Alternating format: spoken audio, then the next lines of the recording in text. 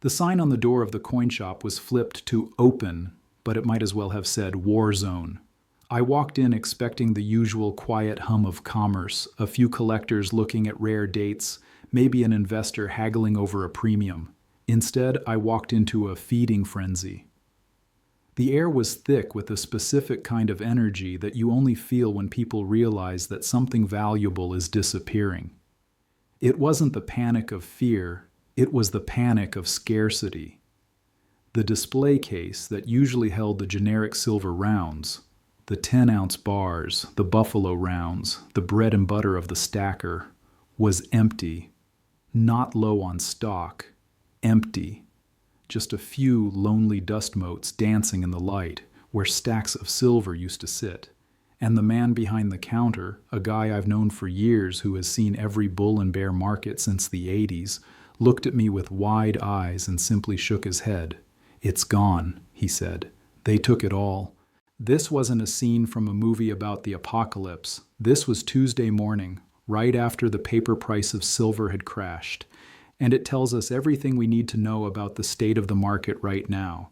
While the algorithms on Wall Street were puking their positions, while the financial media was declaring the death of the precious metals bull market, the people on Main Street were voting with their wallets. They were stripping the shelves bare. They were treating the crash not as a warning sign, but as a fire sale.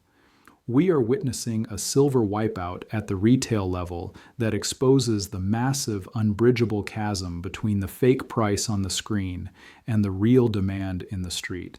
And if you don't understand what this wipeout means for the future price of silver, you are going to be left holding paper when the music stops. We need to dive deep into the psychology of what is happening in these coin shops because it is a microcosm of the global economy.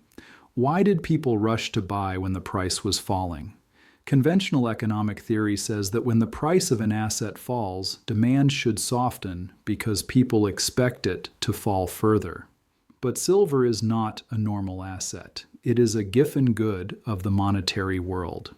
When the price drops, it validates the thesis that the system is rigged, and it makes the metal more accessible to the average person. The crash didn't scare them. It emboldened them. It confirmed their suspicion that the paper market is a lie. Let's reconstruct the scene. The shop opened at 9 a.m. By 9:20 a.m., the primary inventory was gone. We are talking about thousands of ounces. And the buyers weren't picky. In a normal market, a buyer might come in and say, "I'm looking for Sunshine Mint bars," or "I prefer Canadian maples." On Tuesday, they were saying, "What do you have? Give me all of it." They were buying weight. They didn't care about the design. They didn't care about the mint mark. They just wanted the metal. This is a shift from collector psychology to survival psychology. When you are buying for survival, aesthetics don't matter. Only ounces matter. There was a specific moment that highlighted the changing nature of the money entering this space. A man walked in, someone the owner had never seen before, carrying a cashier's check for $25,000. He didn't ask about the spot price. He didn't ask about the spread. He just put the check on the counter and said, "Convert this into silver. I don't care what form it takes. Just get me out of dollars." This is capital flight. This is not investment. It is an exit strategy. This man had looked at his bank account, looked at the inflation numbers, looked at the national debt, and decided that holding cash was a risk he could no longer take. He was willing to pay the premium, willing to take whatever scrap silver was left just to get his wealth off the grid. And then there were the new faces. Usually, a coin shop has a roster of regulars, the hardcore stackers, but on Tuesday, the regulars were bringing their friends. They were bringing their neighbors. I saw a young couple, clearly nervous, buying their first few tubes of silver eagles. I saw an older woman converting her Social Security check into junk silver. This is the public awakening. It is slow at first, but when it accelerates, it becomes a tsunami. The silver market is tiny. It cannot handle the general public. If even 1% of the population decides to buy a few ounces, the inventory vanishes instantly. We saw that happen in real time. But here is the fascinating nuance. The junk silver, the 90% silver dimes and quarters from before 1965, sat on the shelf a little longer than the 9999 fine bars. Why? Because in a panic, people crave simplicity. A 10-ounce bar is easy to understand. 10 times the price. Simple math. A bag of constitutional silver requires you to know the face value multiplier, the silver content, the wear factor. It requires calculation. In a high-stress environment, the brain rejects complexity. It wants the simplest, fastest path to safety. This tells us that we are entering a phase of low information buying. The money coming in now is not expert money. It is fearful money. And fearful money moves fast and breaks things.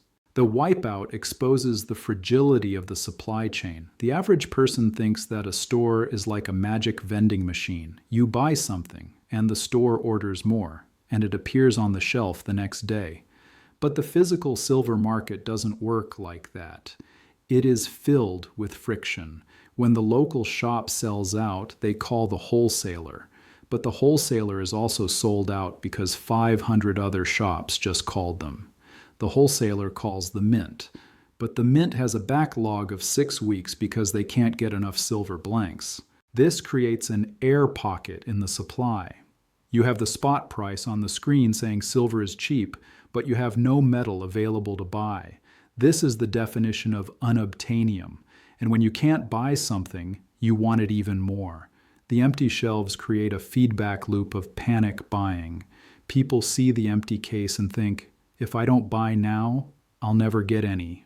So they buy the numismatic coins with high premiums that they usually avoid. They buy the ugly tarnished bars. They scrape the bottom of the barrel. The dealer told me something chilling. He said, I can't replace this inventory at the price I just sold it for. Think about that. He sold a bar for $30, but to get a new bar from his distributor, he might have to pay $32 because the premiums at the wholesale level have exploded. He essentially lost money by selling. This is backwardation at the retail level. It breaks the business model of the coin shop. The rational move for the dealer is to stop selling, to close the shop, to hoard the inventory until the price resets higher. We are starting to see dealers pull inventory from their websites. They are going no offer. This is the final warning I talked about in the previous analysis. When the dealer stops selling, the paper price becomes irrelevant. It becomes a ghost number. You can point to the screen and say, look, silver is $30. But if no one will sell it to you for $30, then the price is not $30. The price is whatever the black market says it is. We are moving towards a bifurcated market where the paper price is for settling bets between banks, and the street price is for settling the transfer of real wealth. Let's connect this retail wipeout to the broader banker smash. The banks smashed the paper price to clear out the leverage and cover their shorts. They succeeded in the paper world, but they failed in the physical world. In fact, their smash backfired. By lowering the price, they incentivized the run on the coin shops. They made silver too cheap. They unleashed the elasticity of demand in the wrong direction. Usually, lower prices mean less supply, but here, lower prices triggered a mania of demand. The banks are now trapped. They have a short position in a market where the physical product is disappearing into the hands of people who will never sell. The man with a cashier's check is not going to sell his silver next week because the price goes up $1. He is burying it in his backyard. He is putting it in a floor safe. That silver is effectively gone from the market forever. It has been demonetized from the financial system and remonetized as private wealth. This hoarding shrinks the float. It makes the remaining silver even more volatile and explosive. And what about the $50 price target? Everyone talks about $50 as the moon. But in the context of this wipeout, $50 is a joke. $50 is just the beginning. $50 is the level where the media starts paying attention. It is the level where the FOMO goes from a local coin shop phenomenon to a national phenomenon. If we can wipe out the inventory at $30, imagine the panic buying at $50. The crowd will be 10 times larger. The shelves will be empty for months, not days. The wipeout is also a signal about the loss of faith in institutions. Why are people buying silver? Because they don't trust the bank to hold their cash. They don't trust the government to manage the currency. They don't trust the media to tell the truth. Buying silver is an act of rebellion. It is a vote of no confidence. And when you have millions of people voting no confidence with their life savings, the system is in deep trouble. The dealer shared another anecdote. A customer came in wanting to sell some gold to buy silver. This is the ratio play. Smart investors watch the gold to silver ratio. When it gets high, meaning silver is cheap relative to gold, they swap. This adds massive buying pressure to silver. The gold market is much larger than the silver market. If even a tiny fraction of gold holdings are swapped for silver, the silver market gets overwhelmed. We are seeing this rotation happen. The smart money is moving down the periodic table to the more undervalued asset. But the most profound realization from the wipeout is the speed of disappearance. It took 20 minutes to clear the case. 20 minutes. In the digital age, information travels at the speed of light, but physical goods travel at the speed of a truck. The disconnect between the speed of the digital panic, the price crash, and the speed of the physical panic, the buying spree, creates massive friction. This friction manifests as premiums. The premiums are the market's way of rationing a scarce resource. We are seeing premiums on Silver Eagles hit levels we haven't seen since the pandemic, and people are paying them without blinking. This destroys the argument that silver is a bad investment because of the premiums. If you can buy an asset that protects you from systemic collapse, the premium is irrelevant. It is like complaining about the cost of a life jacket while the Titanic is sinking. You don't haggle over the price of the life jacket, you put it on. The wipeout is also global. I am hearing reports from dealers in London, in Singapore, in Sydney. The same thing is happening everywhere. The West is waking up. For a long time, the silver story was about the East buying and the West selling. Now the West is buying too. We are competing with China for the same ounces, and China has deeper pockets. This global competition for a finite resource can only resolve in one way: higher prices, much higher prices. The inventory lag is the silent killer of the short thesis. The silver that was sold on Tuesday won't be replaced for weeks. In that time, the price could rip higher. The dealers will be forced to chase the market up to restock. Their buying will add fuel to the fire. It is a squeeze from the bottom up. The retail squeeze forces the wholesale squeeze, which forces the refiner squeeze, which forces the miner squeeze. And let's not forget the miners. They are the ultimate bottleneck. They cannot ramp up production. They are struggling with energy costs and declining grades. If the dealers call the miners and say, "We need more metal," the miners will say, "We are digging as fast as we can." There is no magic switch. This supply inelasticity guarantees that the demand shock will translate directly into price. The wipeout is the market screaming at you. It is screaming that the paper price is broken. It is screaming that the physical shortage is real. It is screaming that the window of opportunity is closing. If you are sitting on the sidelines, waiting for a better entry, you are playing a dangerous game. You might find that when you finally decide to buy, there is nothing left to buy. The man with the cashier's check understood this. He didn't wait for the bottom tick. He bought availability. He secured his position. That is the mindset you need right now. Do not be a perfectionist. Be a realist. The reality is that silver is disappearing. We are also seeing a shift in holding times. In the past, people would buy silver and flip it when the price went up. Now they are holding. They are diamond handing the physical metal. This reduces the secondary supply. The scrap market is drying up. People are not bringing their old silverware to the refinery. They are keeping it.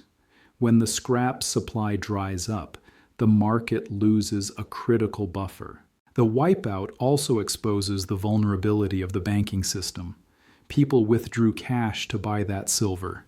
That cash left the bank's balance sheet. If this trend continues, we could see a slow-motion bank run, not for cash, but for real assets. The banks are terrified of this. That is why they demonize precious metals. They need you to stay in their digital ecosystem. Every ounce of silver you buy is a leak in their hull.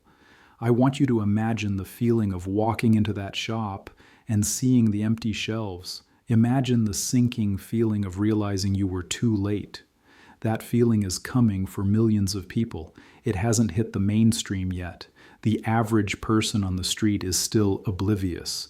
They are still worrying about the football game or the celebrity gossip. But the awakened minority is moving, and they are moving fast. You have a tremendous advantage right now. You are informed. You are watching this. You know what the empty shelves mean. You know that it is a precursor to a price explosion. You have the chance to act before the herd arrives, but you have to act. Knowledge without action is useless. The silver wipeout is not a glitch. It is the new normal. We are entering an era of chronic scarcity, an era where physical assets are hoarded and paper assets are shunned. The transition will be messy. It will be volatile. But the direction is clear. The paper market tried to paint a picture of despair. The physical market painted a picture of panic buying. Trust the physical picture. Trust the guy with the cashier's check. Trust the empty display case. The smash was the dinner bell. The wipeout was the feast, and the table is now being cleared. If you didn't get a seat, you are going to go hungry. This is the reality of the silver reset. It is happening in the trenches. It is happening in the coin shops. It is happening in the family offices. It is a grassroots movement that is taking back control of money. Do not let the volatility shake you out. The volatility is the smoke. The wipeout is the fire, and the fire is burning hot. The banks are short, the people are long. The banks have paper, the people have metal. Who do you think is going to win in the end? The history of money tells us that the metal always wins. Paper always returns to its intrinsic value, 0. So go to your local coin shop, look at the shelves, talk to the dealer, feel the energy, validate this for yourself. Do not just take my word for it. See the wipeout with your own eyes, and then make your move. Because the next time the price dips, the shelves might clear in 10 minutes, not 20. And the time after that, they might not open the doors at all. The game of musical chairs is ending. Grab a chair, grab some silver, and hold on tight. The ride is about to get wild. The wipeout is the signal. The surge is the reaction. The reset is the destination. We are on our way.